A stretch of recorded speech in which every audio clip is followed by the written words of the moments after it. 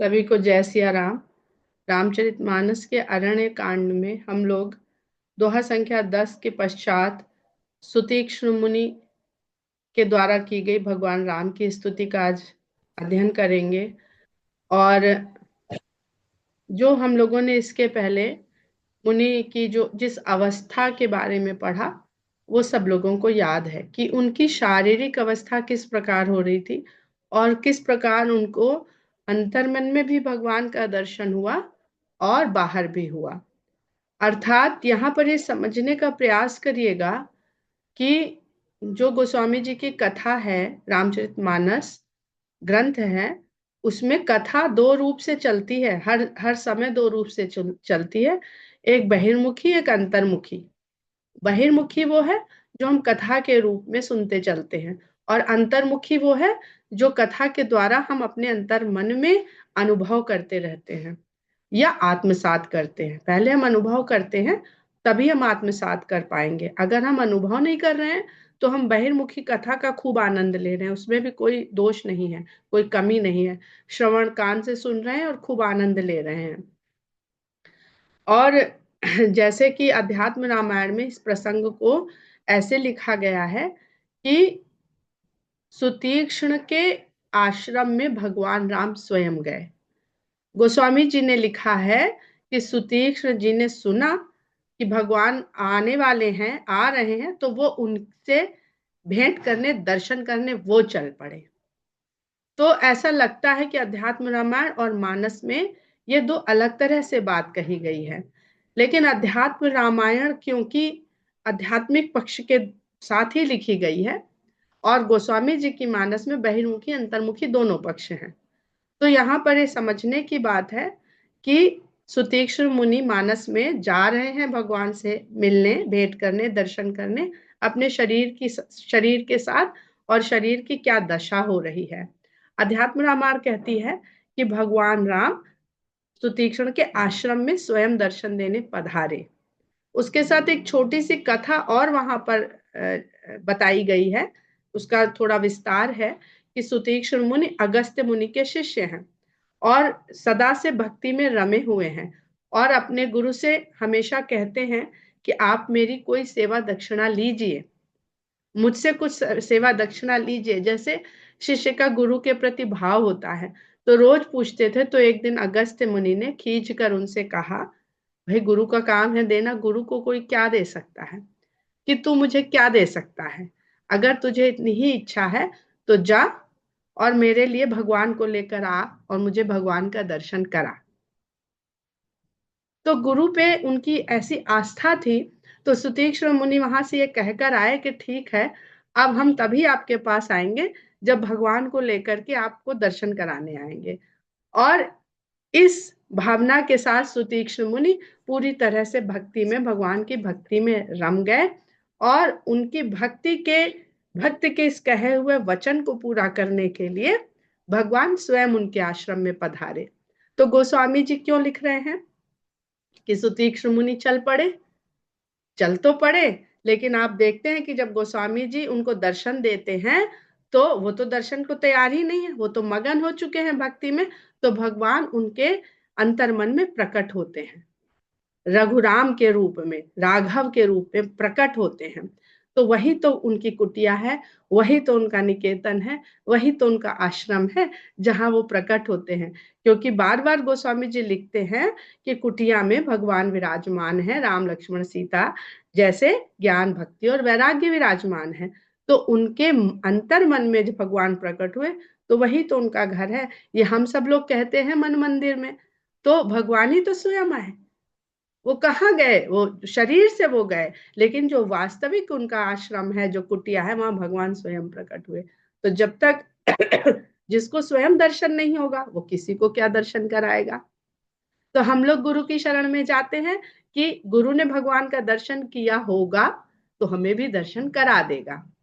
हमें पता नहीं है कि उसने किया है कि नहीं, यदि किया होगा तो हमें भी करा देगा। हम इसी इसी इच्छा से जाते हैं। वास्तविक इच्छा बस गुरु के पास जाने की यही होती है। अगर गुरु के पास जाके लोगों को भौतिक सुख प्राप्त हो रहे हैं, तो गुरु चेला दोनों गलत दिशा के साथी हैं, या गुरु आपको आजमा रहा है कि आपको भौतिकता चाहिए तो लो भाई, हमारे देनदारी में ये भी आता है, हम दे देंगे तुमको भौतिकता भी। तो जब सुतीक्ष्ण मुनि भगवान का अंतर्मन में भी और बाहर से भी दर्शन कर लेते हैं, चतुर्भुज रूप का भी दर्शन कर लेते हैं, तो वो भाव विभल होकर के भगवान की स्तुति करते हैं। कह मुनि प्रभु सुनो बिनती मोरी, अस्तुति करो कवन विधि तोरी, महिमा अमित मोर मति थोरी, रवि सन्मुख खद्योत अंजोरी। आगे कहते हैं, श्याम ताम रस दाम शरीरम, जटा मुकुट परिधन मुनि चीरम। आप सांवले रंग के हैं और तामरस दाम, इसका अर्थ कल हमने बताया था कि एक रस डोरी में गुथी हुई कमल की माला के समान। अब इसका आध्यात्मिक अगर हम अर्थ देखेंगे तो वही आ रहा है कि पहले ब्रह्म है, वो अनुभव भी नहीं होता है, दिखना तो बहुत दूर की बात है, अनुभव भी नहीं होता है। फिर वो दृश्य श्रव्य में आता है, फिर शरीरम कह रहे हैं। तो हमारा शरीर सांसों की माला से गुथा हुआ होता है। हमारे जो शरीर में एक जो डोरी है, सांस की डोरी कहते हैं, सांस की डोरी में एक एक सांस गुथी हुई है, तभी ये शरीर, तभी तक ये शरीर है। लेकिन भगवान का जो शरीर है, श्याम ताम रस दाम शरीरम,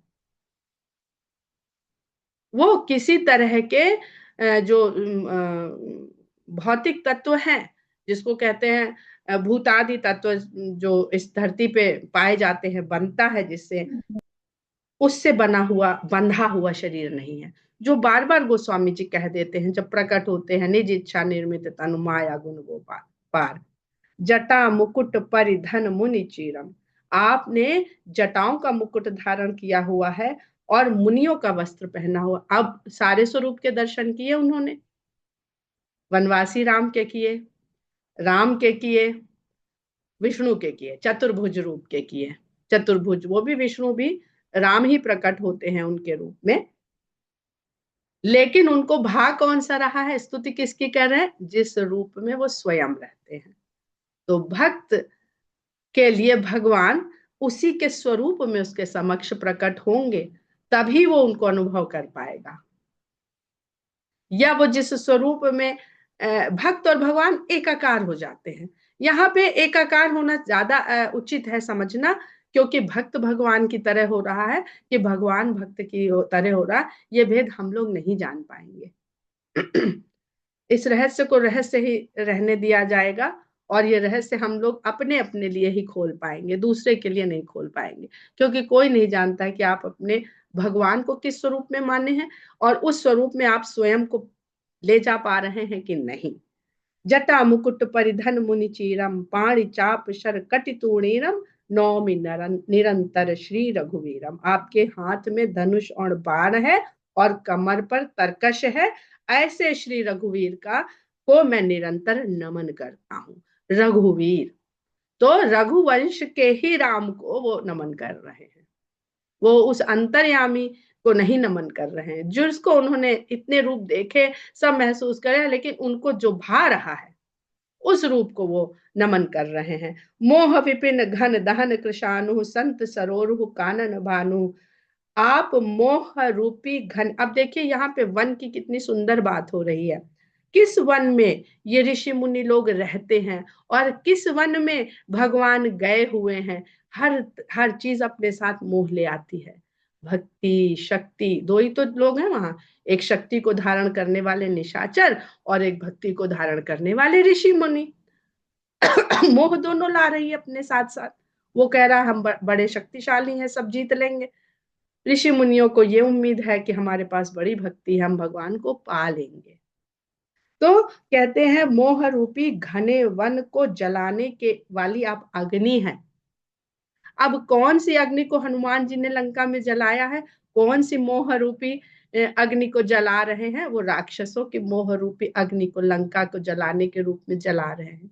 और स्वयं इसलिए नहीं जलते हैं क्योंकि जो हनुमान जी सूर्य को फल समझ के खा सकते हैं, वो भला उस अग्नि से कैसे जलेंगे। बहुत अध्यात्म इतना गहरा है इन सब बातों में। और दूसरी चीज यहाँ पर वो फिर कह देते हैं, संत सरोरु कानन भानु, संत रूपी कमल के वनों को खिलाने वाले आप सूर्य हैं। तो देखिए, एक अग्नि का स्रोत सूर्य है, जो संत रूपी लोगों को अगर हम कमल मान लें, जो उसी वन में खिले खिले हुए हैं विभिन्न सरोवरों में, तो वो सूर्य की उसी प्रकाश से, उसी तेज से खिल जाते हैं। और मोह रूपी जो घनापन है जिसमें हम खो जाते हैं, भटक जाते हैं, उसको जलाने वाले हैं। तो सूर्य, अब ये हनुमान जी से बहुत सरल हो जाता है समझना कि किसको प्रकाश दे रहे हैं वो और किसको जला रहे हैं। तो रामचंद्र जी के सेवक हैं, जो बात नहीं राम के द्वारा समझ में आती है उसको समझाने हनुमान जी आगे आगे आ जाते हैं। निशिचर करिवरूथ मृगराज त्रातु सदा नो भव खग बाजा। राक्षसों के झुंड के जो हाथी हैं, जंगल में क्या मिलेगा, हाथी और शेर। तो हाथी कौन है इस जंगल के, जो विषय कामनाओं के जो कालिमा है, हाथी काला है, उसके जो, अब इंद्र का हाथी श्वेत है, वो भी उसका भी बहुत बड़ा आध्यात्मिक पक्ष है कि कैसे कैसे कैसे इंद्री पे विजय पाओ, कि वो हाथी जिस पे सवारी करते हो वो काला नहीं रहे, वो भी श्वेत हो जाए।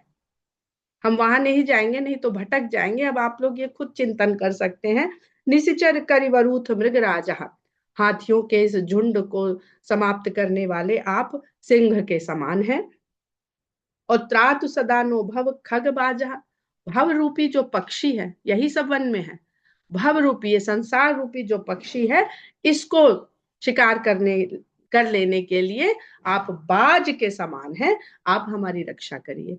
तो वन में हम रह रहे हैं, भक्ति के लिए आए हैं, सब छोड़ के आए हैं, तो भी ये चीजें हमें घेरे रहती हैं। आप ही हमें बचाए रहेंगे तो हम इन सब चीजों से बचे रह पाएंगे। ये नहीं कि हमने वैराग्य ले लिया है, भक्ति के मार्ग पे आ गए हैं तो अब हमें कोई खतरा नहीं है।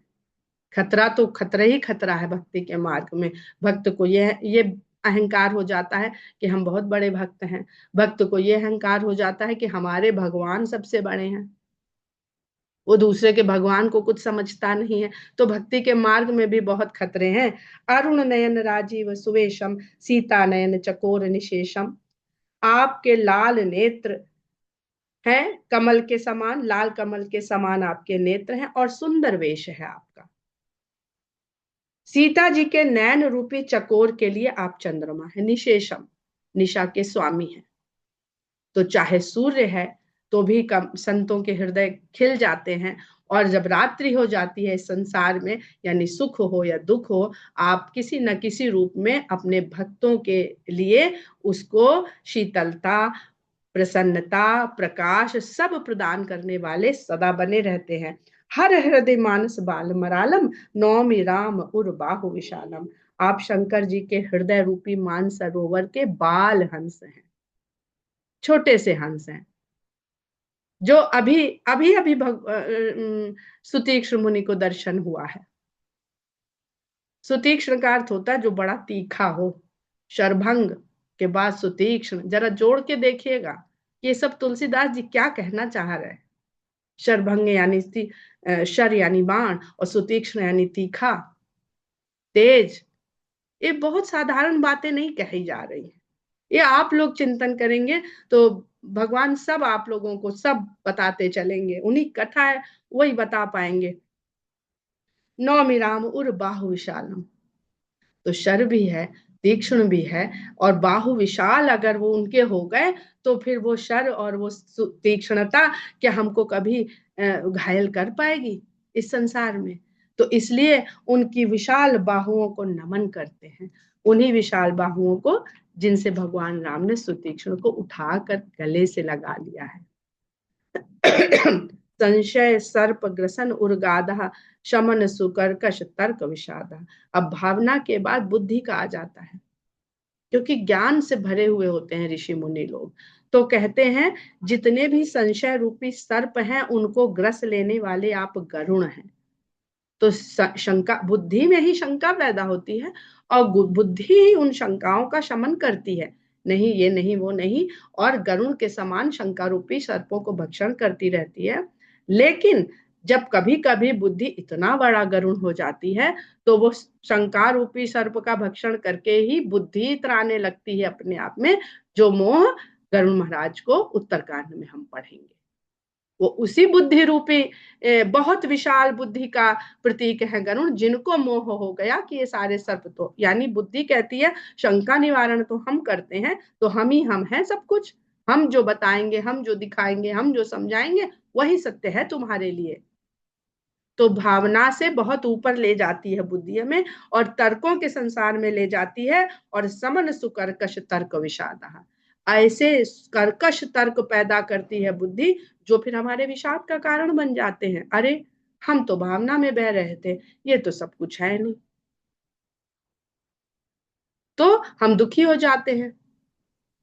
जहां तर्कों में पड़ा भक्त तो उसको दुख आ जाता है, दुख हो जाता है कि हम तो गलत मार्ग में चले, तो तब ये तो कुछ सिद्ध ही नहीं हो रहा है। तो इस तरह के तर्कों से जो विषाद उत्पन्न होता है, उसका नाश करने वाले आप ही हैं। भव भंजन रंजन सूर्यूथा त्रातु सदानु कृपा वरुता। इस संसार के जितने भी आवागमन के चक्र हैं, भव भंजन, उनका आप ही भंजन करने वाले हैं, आप ही उनको समाप्त करने वाले हैं, और देवताओं के समूहों को आनंद देने वाले हैं। त्रातु सदानु कृपा वरुथा, आप कृपा का भंडार हैं, आप सदा हमारी रक्षा कीजिए। निर्गुण सगुण विषम समरूपम ज्ञान गिरा गोती तम। इतनी सुंदर स्तुति है ये कि स्तुतीक्षण जी आते हैं, शुरू करते हैं सगुण राम की उपासना से, और फिर निर्गुण राम पर आ जाते हैं, और निर्गुण से फिर सगुण में आ जाते हैं। तो ये पूरा चक्र वो ये समझा देते हैं कि सगुण और निर्गुण कुछ नहीं है, ये चक्र ही है। जब आप सगुण समझ लेते हो तो आपको निर्गुण को समझना पड़ता है, जब आप निर्गुण समझ लेते हो तब आपको सगुण को समझना पड़ता है। आपको कुछ एक है ही नहीं कि खाली निर्गुण निर्गुण है, खाली सगुण सगुण है। और गोस्वामी जी को स्थापित किया गया है कि सगुण ब्रह्म के उपासक है। तो मुझे बड़ा आश्चर्य होता है कि जिस ग्रंथ में सबसे अधिक सगुण और निर्गुण के भेद को समाप्त किया गया है, उनको इस संसार ने स्थापित कर दिया है सगुण उपासक के रूप में। हाँ, उनको भाता वो रूप है। तो जिसको गेहूं के आटे का पराठा भाता है वो पराठा खाएगा, जिसको पिज्जा भाता है वो पिज्जा खाएगा। इसमें गेहूं का क्या दोष है भाई? वो कहेगा कि नहीं पराठा ही पराठा है, वो कहेगा नहीं पिज्जा ही पिज्जा है, ये किसी और चीज का ये है नहीं गेहूं का। तो ये दोष किसका है? ये दोष उस बुद्धि का जिसने देखा ही नहीं है कि हाँ इससे पराठा भी बन सकता है, या इससे पिज्जा भी बन सकता है, या इससे हलवा भी बन सकता है। तो ये तो दोष हमारी बुद्धि, हमारे अनुभव का है। निर्गुण सगुण विषम समरूपम ज्ञान गिरा गोती तमनुपम अमलम अखिलम अनवद्यम अपारम नौमि राम भंजन महिभारम। आप ही निर्गुण और सगुण है, और आप ही समान भी हैं और विषम भी हैं। इस संसार में अगर समानता का भाव है तो वो भी भगवान से ही यहाँ पर आया है, और अगर भेदभाव विषमता का भाव है तो वो भी वहीं से आया है। जो वहां नहीं है वो यहाँ नहीं है। क्योंकि अगर नहीं है तो वो पूर्ण नहीं है, तो वहां सब कुछ है। आप ज्ञान से, वाणी से और इंद्रियों से परे हैं, उनसे आपको जाना नहीं जा सकता है। आप दृष्टा हो, दृष्टा में भी आप दृग रूप हो, नैन रूप हो। तो आंख को कैसे देखे कोई? आंख सारे संसार को देख रही है, लेकिन हम अपनी आंख को कैसे देखें? शीशे में जिसको देख रहे हैं वो परछाई है, आंख की आंख नहीं है। जब हम चाहते हैं कि लाओ इस आंख को देख लें, तो फिर देखने के काबिल नहीं रह जाते हैं। तो ईश्वर दृष्टा है, और दृष्टा में दृग रूप है, तो उसको देखा नहीं जा सकता है। बहुत बहुत बहुत ही गूढ़ स्तुति है ये। अब ये निर्गुण की गूढ़ता बताई जा रही है। आप निर्मल है जिसमें कोई मल नहीं है, आप ही अखिलम अनवद्यम, दोष जिसमें कोई दोष नहीं है, ऐसे संपूर्णता है। यानी आप दोष भी है आप में, दोष रहित भी आप हैं। संसार में मल क्यों है? क्योंकि मल भी है और निर्मल भी है। तो मल और निर्मल होके भी आप निर्मल ही रहते हैं। क्यों? क्योंकि वो आपको प्रभावित नहीं करता है। बहुत विराट चीज में थोड़ा बहुत मल मिला दिया जाए तो फर्क ही नहीं पड़ता है। इसीलिए भगवान सबको स्वीकार कर लेते हैं कि तुम्हारा मल, तुम्हारा दोष मेरे किसी तरह से हमें प्रभावित नहीं करेगा। और माया मल है किसका? मल और दोष है किसका? माया का है। माया भी भगवान की है। माया कहाँ से ला रही है? ला तो भगवान से ही रही है, तभी वो निर्माण कर रही है, यहाँ फैला रही है। तो माया जिसमें व्याप्त है उसको तो नहीं ढकेगी ना, वो तो व्याप्त उसमें है। जो न्यूक्लियस है एटम का, वो न्यूक्लियस एटम को नहीं ढकेगा, लेकिन बाहर निकल आएगा वो पदार्थ तो इस संसार में व्याप्त हो जाएगा, उसको ढकेगा। इसको आप लोग जितना सोचे समझेंगे उतना आपको समझ में आएगा।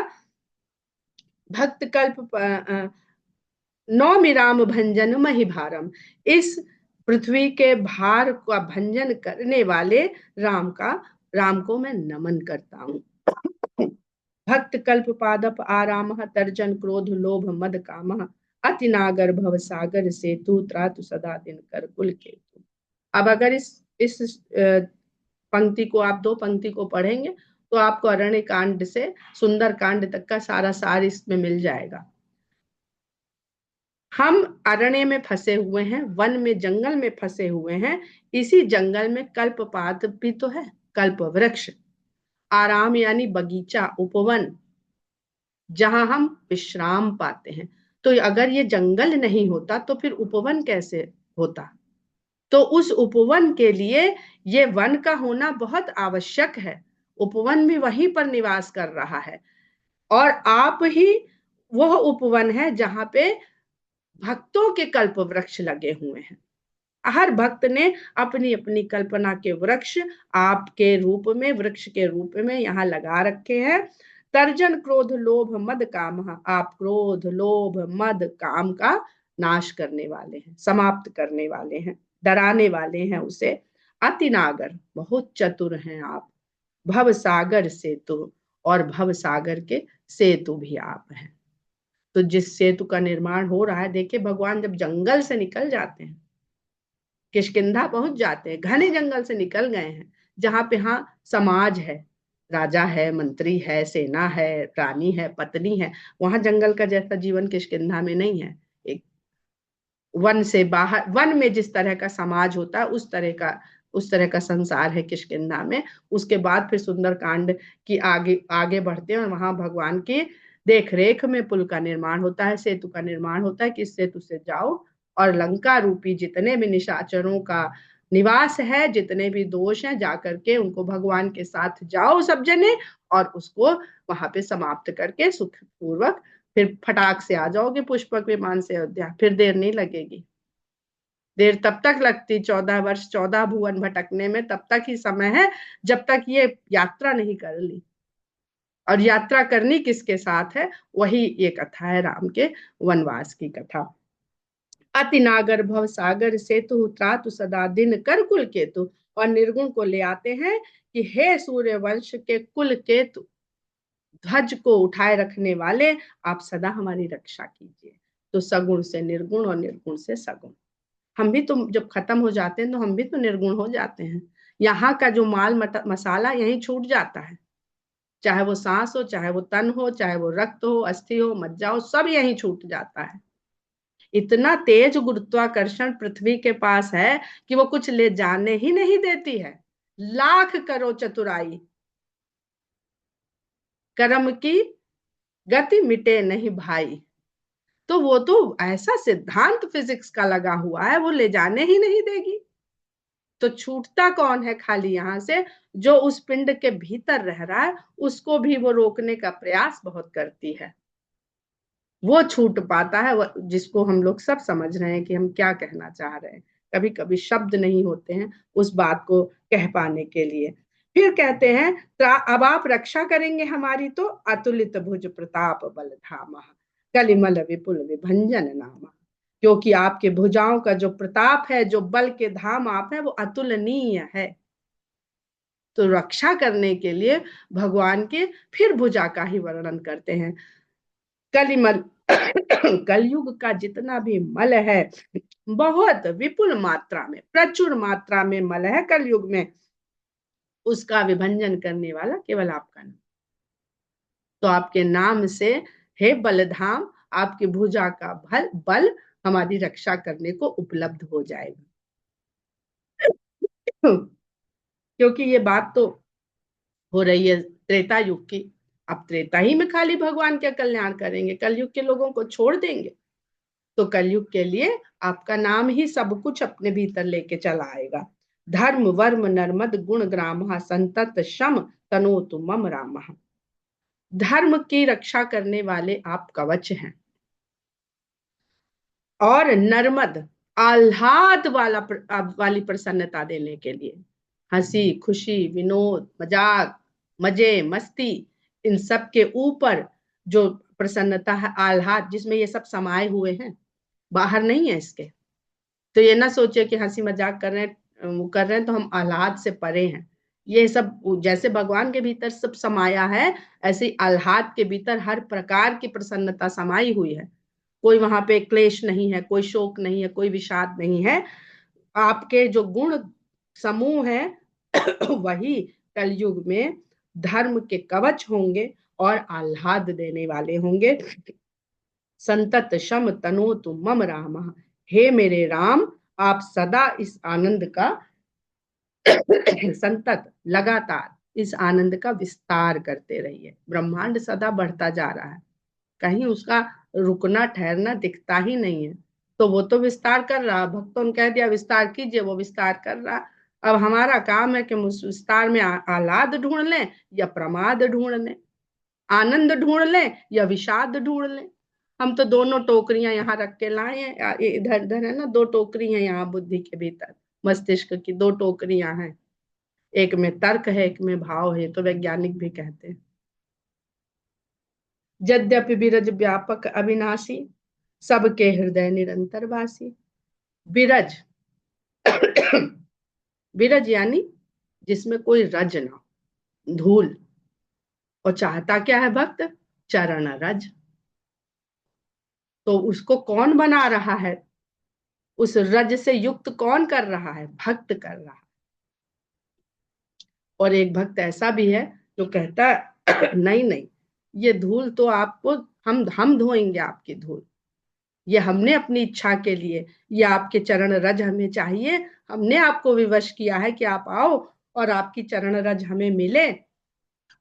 लेकिन हम तो आपके वो भक्त हैं जो क्षीर सागर में आपको देख चुके हैं, जहां कोई रज नहीं है। क्षीर सागर में भला कैसी रज? तो हम ये रज आपकी धोएंगे और तभी नौका पे चढ़ाएंगे। तो कुछ भक्त ऐसे हैं जो कहते हैं हमें आपकी चरण रज चाहिए, और कुछ ऐसे हैं जो कहते हैं आपके चरण से हम सारी रज को हटा देना चाहते हैं, जैसे आप थे हम वैसे ही कर देना चाहते हैं आपको। यद्यपि विरज व्यापक अविनाशी, आप अविनाशी हैं, सब जगह व्याप्त हैं, और विरज हैं सबके हृदय में हरदम वास करते हैं। तदपि अनुज श्री सहित खरारी, बसतु मनसि मम काननचारी। तब भी हम यही मांगते हैं कि आप अपने अनुज और श्री के सहित, हे खरारी। अब खर तो अभी आए नहीं। एक कुछ सुन रहे थे, वहां पे उन्होंने कहा कि दोष बताया, कोई साहित्यिक दोष बताया रामचरितमानस में, कि अहिल्या ने खरारी कह के स्तुति करी भगवान राम की, और अभी खर का तो प्रवेश ही नहीं हुआ कथा में। तो उन्होंने कैसे जान लिया कि ये खरारी या रावणारी है? यहाँ पे भी वही है। तो खर का मतलब दोष भी होता है।